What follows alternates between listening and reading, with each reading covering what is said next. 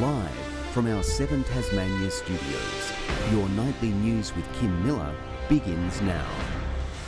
Good evening. First tonight, the Prime Minister has marked the start in Hobart of an ultra-marathon to campaign for the voice to Parliament.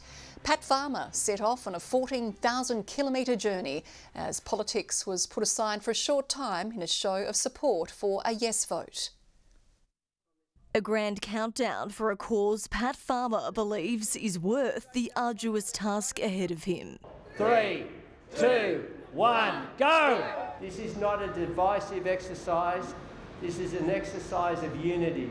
Standing in solidarity on Hobart's Town Hall steps, the Run for the Voice is setting out to raise awareness and garner support for constitutional change. Pat Farmer is doing something that those of us who are here could not do.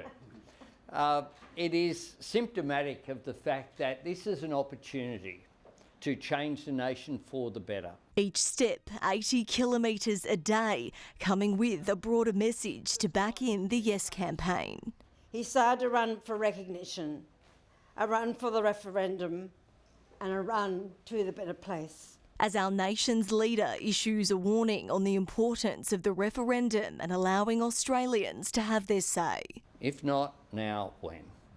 And the form of recognition that Indigenous Australians have overwhelmingly supported is through a voice. The decision even seeing a rare show of unity from our state leaders. I will be proudly voting yes at the referendum. For me, voting yes is the right thing to do in acknowledging the wrongs of the past. Tasmania's Aboriginal Centre reaffirmed its opposition to the proposal just days ago, but other Indigenous locals believe it's the right step forward. This is not going to fix it tomorrow or the next day, but over a period of time, having a voice to Parliament and making the executive government accountable to our people will make change. Members from all sides of politics were joined by community leaders inside Parliament House this afternoon for a bipartisan gathering in support of the voice, with a former Liberal Premier criticising the federal opposition for its stance on the debate. Really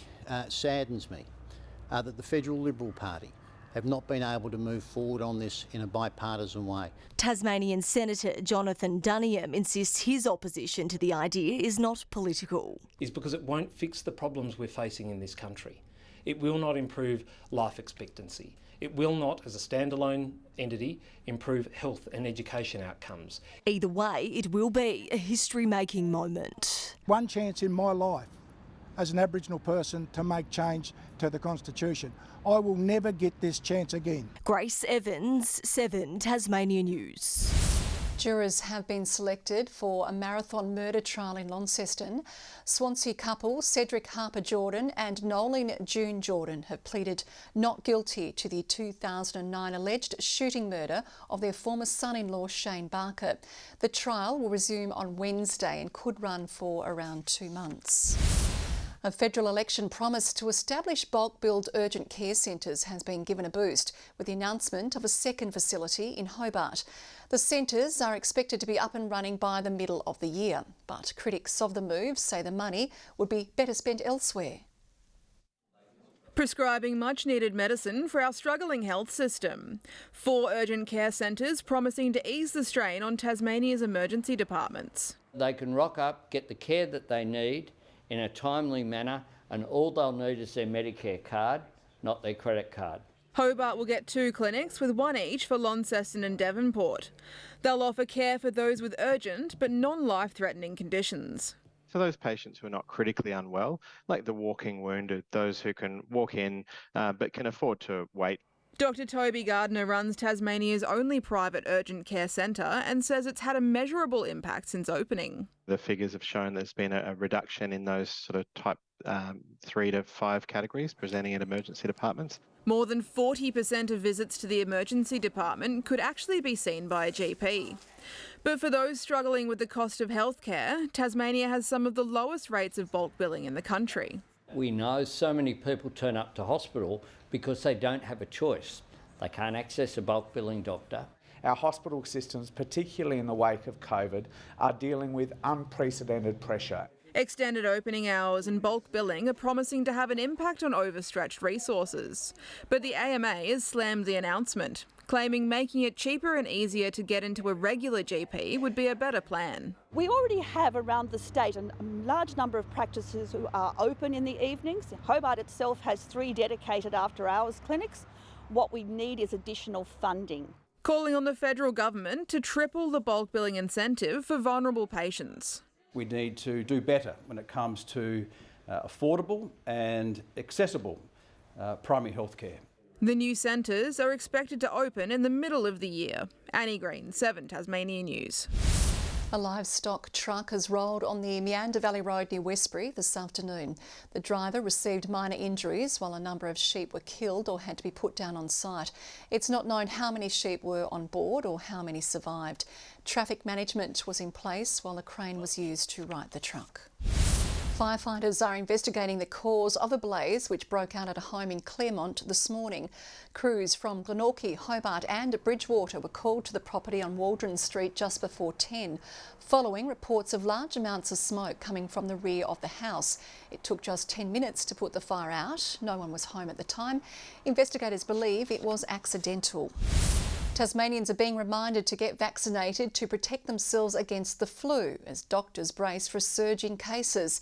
Staff at a Prospect chemist were today among the first to roll up their sleeves to receive a free jab as part of a partnership between St Luke's Health and the Pharmacy Guild of Tasmania. We're coming off 2 years of fairly low flu numbers, but we're expecting to see a spike this year, and getting a flu vaccination is the best way to prevent getting sick, which will help keep people out of the public health system. Fund members can register for a free flu shot through the St Luke's Health website.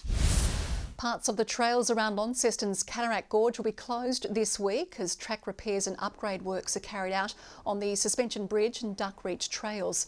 The council today using helicopters to deliver the gravel required. Members of the public are asked to obey all signage. The works are expected to be completed on Wednesday. The former Premier is preparing to hit the football field for a good cause. Peter Gutwin will pull on the boots for the popular Relive the Rivalry charity match in October. All money raised is being put back into the state's food bank organisation, with Mr Gutwin eager to test out his footy fitness against the competition. I said a little while ago that 60 is the new 30. I'm not quite 60 yet, and probably in the best shape that I've been in the last 40 years, so I'm really looking forward to it. Peter's got a background in football. Started young, 15 he debuted, senior football, played over 100 senior games, so more than worthy of running around this game. Launched in 2012, the game has already raised more than $130,000 for local charities. The Tasmanian Institute of Sport is on the hunt for our next crop of Olympians in preparation for the 2032 Brisbane Olympics. It's the first time the talent identification program has run in more than a decade, with hopes of testing 1,000 young athletes from across the state. 9 years out, it seems like a long time, but in testing 12 and 13-year-olds, these are going to be 22, 23-year-old athletes by the time Brisbane 2032 comes around. Those identified will be offered opportunities to train and develop their skills, with some finding they're a perfect fit for a sport they'd never considered. 17-year-old Felicity switched from hockey to cycling and has won 3 national titles. It's a big change and it's a little bit scary, but I was surrounded by so many great people here at the TIS that it was an easy transition. Registrations for the sessions are open from today. Hobart's top citizens have been honoured at a community awards ceremony. Creative director Kelly Drummond-Cawthorne took out the Citizen of the Year accolade. She's been acknowledged for her commitment to embracing inclusion in the arts sector. And we're just going to widen it. We work to support young people, to support disabled people, to marginalised people, to make sure that they feel seen, that they are heard and recognised as culture makers. Dentist Gavin Queck is also celebrating being named Hobart's Young Citizen of the Year, recognised for improving the oral health of disadvantaged it's a humbling locals. Experience. But yeah, I'll probably, I'm very honoured to receive it, but tomorrow will be just back to grinding and volunteering and working. This marks the first time the Council Awards have been presented separate to Australia Day. Pedal power was on full display in Kingston this morning for the opening of a new pump track. Riders put the asphalt surface to the test, designed to be used rain or shine. Kingborough Council hopes the new track, located near the Kingborough Sports Centre, will attract users of all abilities. It's suitable for bikes and for scooters and even skateboarders, and it's really going to provide contemporary standards for what we know is a really increasingly popular sport. For the riders themselves, it's just great fun, kids want places to ride bikes, and pump track is exactly that. The facility also features a specially built wall ride to challenge more advanced riders. To the Crips TSL Player of the Year votes now after round 2. It was an all Lauderdale affair against Glenorchy, Bryce Walsh taking home the 3 votes. Jake Hines was best of field for Launceston, along with Liam Canny, and Angus Norton claiming 1 vote for North Hobart. And Kingborough's Lockie Griggs starring against North Launceston. To the leaderboard, it's tight early on in the season with everyone on 3 apiece. The Jack Jumpers have made the team's first signing of the free agency period, with veteran forward Anthony Drmic inking a 1-year deal. He'll be joining good mate Jack McVeigh on the floor in the Ant Army's 3rd march to an NBL championship. Me and Jack, we're really good mates. I'm really looking forward to playing with him again, and I think we complement each other well on and off the court. So, I'm sure it'll be a bit of a dynamic duo. There's still 2 spots to fill in the roster during the free agency period. Good evening. 21 was the state's top today in Burnie, Hobart and Launceston reaching 20 degrees, 19 in Devonport, 18 across Flinders Island and King Island, Strawn 17 and 14 in Liaweenie. Mostly cloudy conditions are seen across the west of Tasmania, with patchier cloud further east. Further out, cloud is seen over eastern New South Wales with thunderstorms over the tropical north. A cold front is crossing Tasmania tomorrow evening with showers about the north and east. North to northwesterly winds tomorrow 10 to 20 knots, swells up to 3 metres in the west and south and up to 1 metre in the north. A strong wind warning is current for the west and east coast. Tomorrow's forecast now: Hobart 22, showers developing across Adventure Bay and Tarraleah. In the north, showers developing in Launceston, Devonport and Bridport, expecting showers. Burnie tomorrow 17, showers and 19 about Strawn and Marrawar.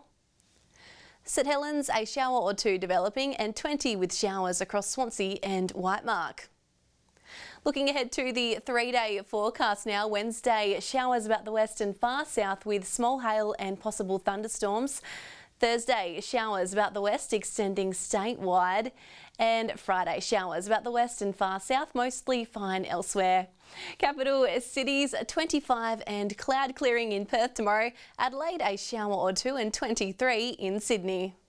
And currently Hobart clear and 14, Launceston 14 and Devonport clear and 15. And it's looking like a wet week ahead with plenty of showers forecast, Kim. And that is all your news for this Monday. There'll be news breaks throughout night, but for now it's good night.